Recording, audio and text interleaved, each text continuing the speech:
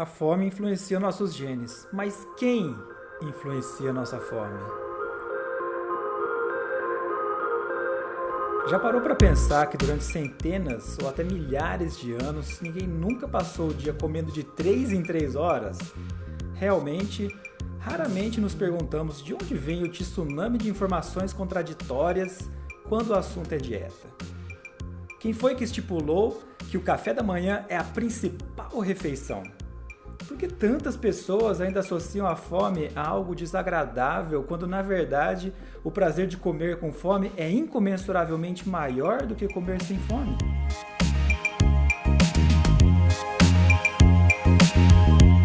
Incomodado com essas perguntas, decidi mergulhar em águas pouco exploradas e olhar a parte de baixo do iceberg. E um dos nomes mais curiosos que descobri é Edouard Louis Bernays. Não sei se você já ouviu falar dele, provavelmente não, mas saiba que o que ele fez no passado tem impacto sobre nossas vidas até os dias atuais.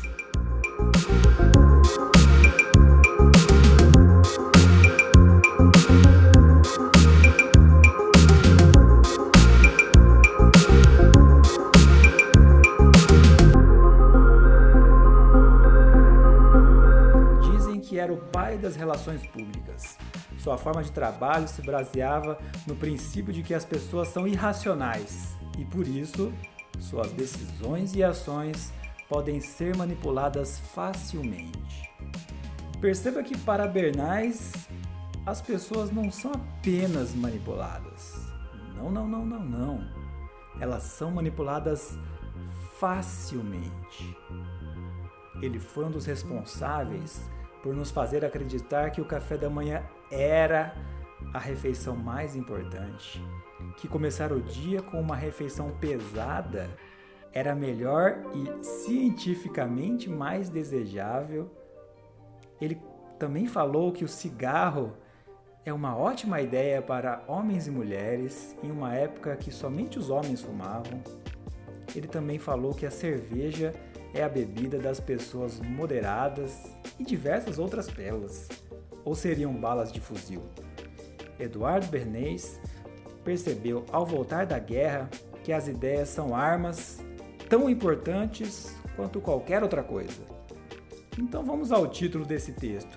Se a fome influencia os nossos genes e alguém está nos influenciando a tomar determinadas atitudes, precisamos saber o resultado desse experimento social e biológico, pois ele teve e ainda tem implicações na expressão dos genes como SIRT1, relacionado com a longevidade, LC3A, relacionado com a autofagia e reciclagem das células e componentes teciduais, e um fator neurotrófico que ajuda a manter o nosso cérebro saudável e jovem, BDNF, e muitos outros genes que não cabe aqui falar nesse post, nesse vídeo. Então, sentir ou não sentir fome? Fazer ou não fazer jejum? A escolha que fazemos todos os dias é que irá determinar o nosso futuro. Não é de hoje que tentam colocar conceitos em nossa cabeça que vão contra a nossa fisiologia, que não nos beneficiam e nos estimulam a gastar mais, consumindo itens desnecessários e prejudiciais à nossa saúde. A grande questão é que isso nunca foi tão fácil. Da mesma forma, nunca foi tão fácil escapar dessa armadilha, pois a internet espalhou o conhecimento de forma muito abrangente. Hoje em dia, só se ilude quem quer. Por isso, precisamos falar abertamente sobre esse assunto, buscar as fontes dos conceitos mais arraigados na sociedade e refletir sobre os efeitos disso no curto, médio e longo prazo. Toda vez que um modismo louco aparecer em sua frente garantindo resultados rápidos e fáceis, desconfie. Com o passar do tempo, os castelos de carta costumam cair. Outros continuam em pé simplesmente porque há alguém que continua jogando, apostando e ganhando muito com isso. Mas como ter uma base sólida desse conhecimento e deixar de fazer o papel de tolo? Só existe uma maneira: autoconhecimento. Autoconhecimento é buscar compreender o próprio corpo, observar com atenção a essa sensação que chamamos de fome é uma das formas de autoconhecimento. Não existe revista ou propaganda no mundo que saiba quando você está com fome de verdade. Podemos, através de manipulação de dados estatísticos e viés, favorecer o resultado de uma pesquisa para uma determinada direção. Contudo, ninguém consegue enganar o próprio corpo por muito tempo. Quem luta contra a própria fisiologia, uma hora acaba pagando o preço. Uma vida cheia de dissabores.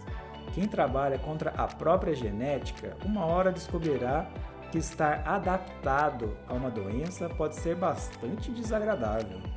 Viver nos ensina que o significado da palavra adaptado nem sempre significa algo bom.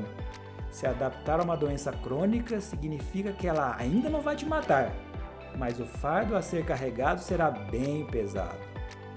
Não seria melhor entender por que adoecemos? Viver com sabedoria é buscar a origem dos problemas que enfrentamos para não seguir no erro.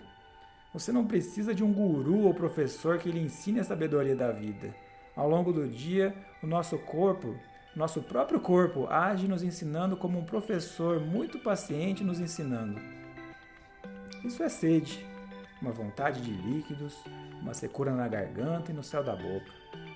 Isso é sono, um processo natural que o corpo reduz a consciência e as atividades corporais, tornando difícil permanecer com os olhos abertos ou mesmo conversar, se mover.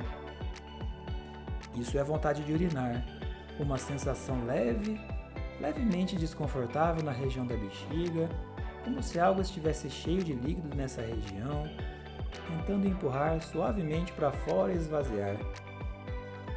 Isso é fome, uma sensação de estômago vazio, um certo calor nessa região, apetite, uma salivação só de sentir o aroma ou ver o alimento ou prato de comida. O corpo também nos ensina o que é espirro, o que é o arroto, o que é a vontade de evacuar, a náusea, o choro, tudo isso. Se você está doente, seu corpo vai lhe falar tudo o que você está fazendo que melhora ou piora a sua condição. Sim, o corpo realmente é um grande professor. Se você chegou até aqui, é porque também quer aprender a ler os sinais do seu próprio corpo. Por isso, eu escrevi uma série de artigos no blog sobre a fome verdadeira. Eu vou deixar o link aqui embaixo e você confere lá. A maioria das pessoas associa a fome a algo político, a miséria, escassez, privação. Mas não é dessa fome que eu estou falando. Eu estou falando de uma fome fisiológica, uma fome boa, uma fome gostosa de sentir porque sabemos que temos condições de aliviá-la. Pessoas em situações de carência e vulnerabilidade passam dias sem comer nada. Ninguém deveria se atrever a chamar de fome uma inquietação que sentiu por ficar 2 ou 3 horas sem comer. Fome é uma sensação do corpo associada à necessidade de alimentação. Se não há fome, para que comer? Perceba também que um dos componentes mais importantes da fome é o estômago vazio. O estômago precisa de um tempo para digerir e esvaziar adequadamente. Se você sente dor logo depois de comer, ou você come e alivia sua dor e depois ela volta, ou se você não consegue ficar nem 2 ou 3 horas sem comer porque já sente um desconforto, isso deveria soar um alerta de que algo está errado com a sua saúde, com a sua digestão ou com os alimentos que você está consumindo. É o seu corpo gritando, agora sem paciência, pedindo ajuda, tentando se adaptar às condições que você está oferecendo para ele. Sim, tentando, porque na maioria das vezes o que acontece é a pessoa buscar algo para aliviar esse sintoma desagradável. Algo mais fácil, mais prático, como um remédiozinho de manhã, um inibidor da bomba de prótons, né? Devemos ser gratos porque existe a opção do alívio rápido que a medicina propõe. Mas isso não nos isenta de deixar de buscar a raiz do problema, de construir uma base sólida para a nossa saúde, para ter um corpo mais saudável. Além da autoobservação, nós podemos também buscar conhecimento naquilo que foi escrito por uma civilização há mais de 3.000 anos, no chamado Vale do Indo. Essas pessoas prezavam muito pelo autoconhecimento e deixaram verdadeiros tratados escritos para a posteridade. Dentre os diversos textos deixados, tenho me aprofundado naqueles que tratam sobre yoga, meditação e ayurveda. Esse é o tripé de Dhruva. Ao colocar diversos desses ensinamentos em prática, eu pude perceber que estava diante de algo com grande potencial de trazer equilíbrio, aquele equilíbrio que eu tanto buscava na minha saúde. Um deles foi justamente a respeito da fome. Para o yoga, uma pessoa que se alimenta 3 vezes por dia é chamada de rogi, alguém que está doente ou que tem a tendência a adoecer. Aquele que se alimenta 2 vezes ao dia é chamado bogi, uma pessoa normal, alguém que espera sentir fome antes de se aventurar na refeição seguinte. Já a pessoa que se alimenta apenas 1 vez ao dia, essa é considerada um yogi, pois é inteligente e capaz de dominar os próprios pensamentos, os impulsos da mente, sustentando o corpo e a própria fisiologia com saúde. O yoga também recomenda que evitemos nos alimentar após o pôr do sol. Qualquer um pode colocar somente uma dessas recomendações do yoga em prática e observar como o sono irá melhorar. Já na perspectiva do Ayurveda, é um pouco diferente. Segundo o Sushruta Samhita, no Uttara Tantra capítulo 64, sloka 60 a 61, uma pessoa saudável deve se alimentar 2 vezes ao dia, enquanto uma pessoa doente, com uma digestão prejudicada, deveria se alimentar somente 1 vez ao dia, para que o corpo possa se recuperar e a digestão voltar ao normal. A civilização do Vale do Indo deixou de existir há muito tempo, mas não há ninguém tentando fazer dinheiro me passando um conhecimento enviesado. Isso não quer dizer que podemos abrir mão da ciência, mas que devemos nos instrumentalizar para saber buscar as fontes e interpretá-las. Por isso, eu vou finalizar deixando as 5 vantagens cientificamente reconhecidas de se sentir a fome verdadeira.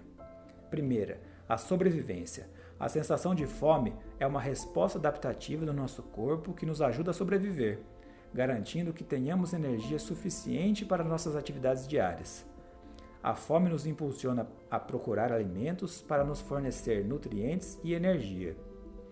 Essa adaptação fez com que os nossos 5 sentidos ficassem mais despertos e acurados no momento em que sentimos mais fome. 2. A regulação hormonal.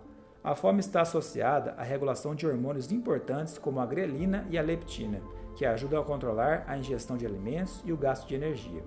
A grelina é produzida no estômago e estimula a fome, enquanto a leptina é produzida pelas células adiposas e sinaliza a sensação de saciedade. 3. Melhora da digestão. A fome estimula a produção de enzimas digestivas e o movimento do trato gastrointestinal, o que pode melhorar a digestão e a absorção dos nutrientes. 4º benefício: a proteção contra doenças. Alguns estudos sugerem que períodos curtos de fome podem ter efeitos positivos na saúde, incluindo a redução do risco de doenças crônicas como diabetes, doenças cardíacas e câncer. 5. Benefícios cognitivos. A fome pode melhorar a função cerebral e a cognição em algumas circunstâncias. Um estudo mostrou que ratos com fome tiveram melhor desempenho em testes de memória e aprendizagem do que ratos que foram alimentados regularmente. Isso pode estar relacionado à liberação de hormônios que estimulam a atividade cerebral.